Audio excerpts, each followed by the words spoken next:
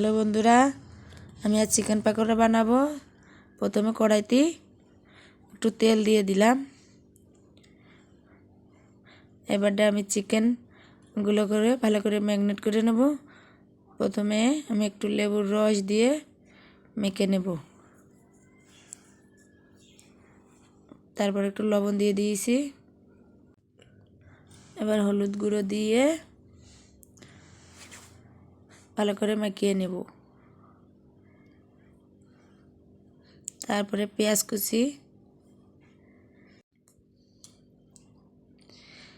শুকনো ঝাল, জিরে বাটা, কাঁচা ঝাল বাটা দেব।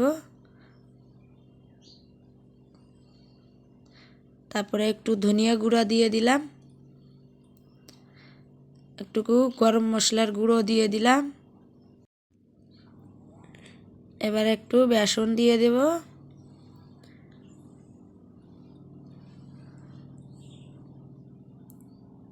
এবার একটু বেকিং পাউডার দিয়ে দিলাম। দিয়ে আমি একটা ডিম ভালো করে ফাটিয়ে দিয়ে দিলাম। এবার আমি ভালো করে মাখিয়ে নেব সুন্দর করে। ভালো করে নেড়ে চেড়ে আমি পেস্টটা ভালো করে মাখিয়ে নিয়েছি। আমি এবার এইগুলা আস্তে আস্তে করে কড়াইতে দিয়ে ভেজে নেব। চিকেনগুলো আমি এবার কড়াইতে দিয়ে দিচ্ছি। একটা একটা করে আমি সব চিকেনগুলো কড়াইতে দিয়ে দিচ্ছি। তারপরে এগুলা খুন্তির সাহায্যে উল্টে পাল্টে করে ভেজে নেব।